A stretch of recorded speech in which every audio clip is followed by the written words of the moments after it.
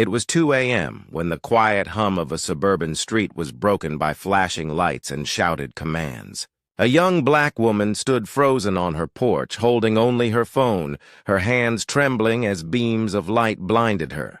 Within seconds, gunfire split the night, and her body collapsed beside the doorway she called home. Inside, a man awoke to the sound that would shatter his world. His name was Commander Marcus Reed, a decorated Navy SEAL who had fought overseas to defend the very freedom now stolen from his wife. But that night, none of his medals, none of his loyalty could protect her from the fear in a stranger's trigger finger. Watch until the end. Wait a second. Tell us where you're watching from in the comments, and don't forget to subscribe for more powerful stories like this. Marcus Reed had lived a life of discipline, courage, and honor. After 20 years of service to his country, he had finally retired from active duty, ready to build a quiet life with his wife, Naomi. She was his anchor, a school counselor with a smile that could disarm any storm. Together, they'd bought a home in a peaceful Virginia suburb, hoping to leave behind the chaos of war. Their neighborhood was supposed to be safe, the kind of place where lawns were trimmed to perfection and neighbors waved from driveways. But underneath that calm surface, Marcus always sensed a tension. This kind followed him into stores, into parks, into conversations that went quiet when he entered the room. Naomi brushed it off, always the optimist. "We're good people," she'd tell him. "People will see that." But Marcus knew better. He had seen the world, the fear, the misjudgment, the hate that lived behind polite smiles. And on that cold October night, when a car alarm went off down the street and the police were called for a suspicious person, he never imagined that call would lead straight to their front door, or that it would end in tragedy. Naomi had trouble sleeping that night. Marcus was in his study, reviewing paperwork for a veterans foundation he had recently joined.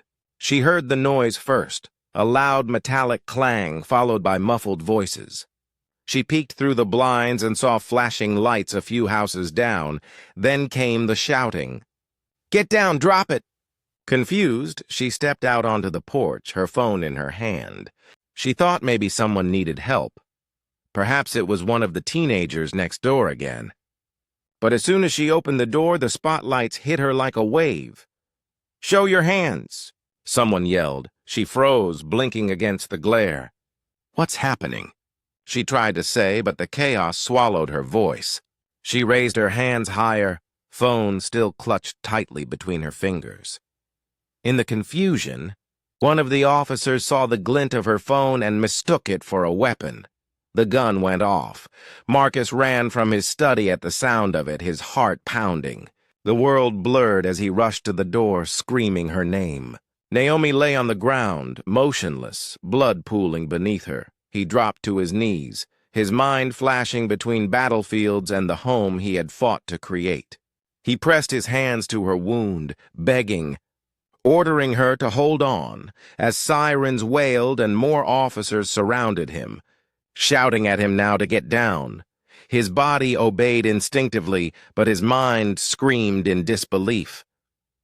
He was a soldier, trained for war, and yet here he was, treated as the enemy in his own front yard.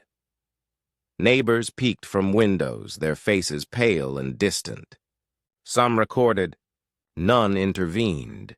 When the officers realized who he was, when they saw the ID, the medals on the shelf inside the open door, the framed photos of Marcus in uniform, silence spread like poison.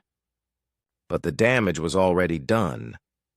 Naomi's pulse faded before the ambulance even arrived.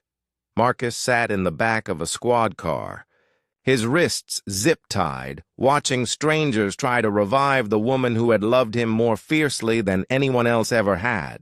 The only thought in his mind burned like fire.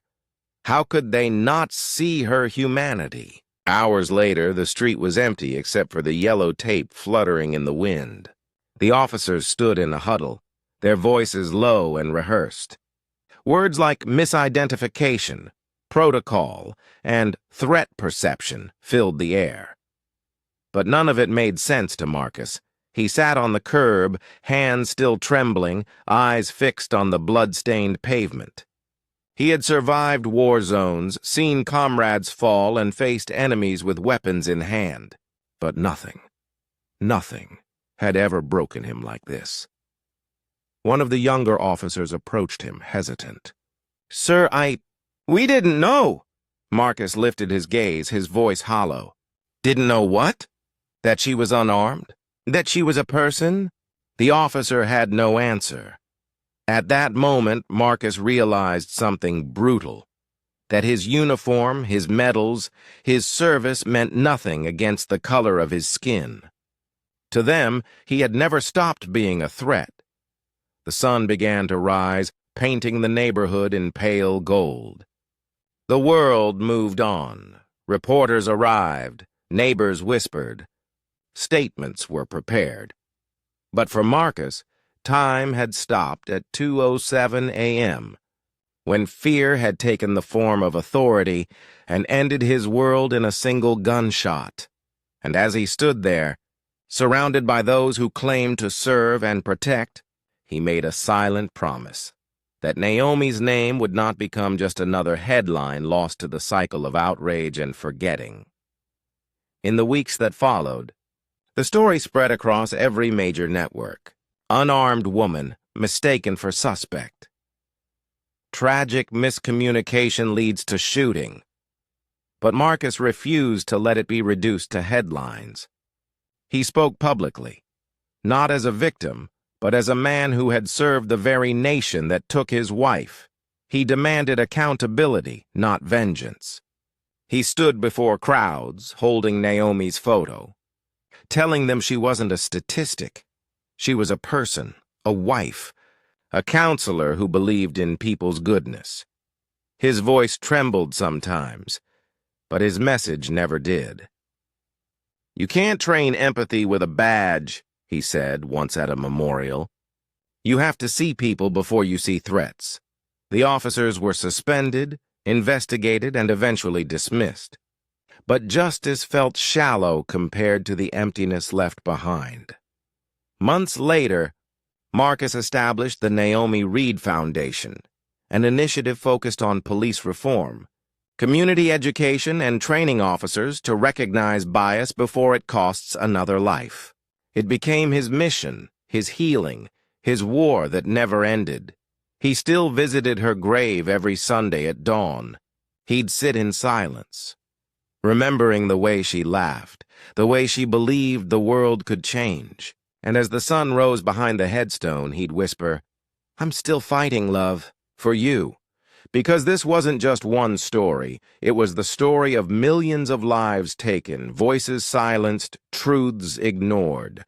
How many more before the world finally listens? Which country and city are you watching from? Take care.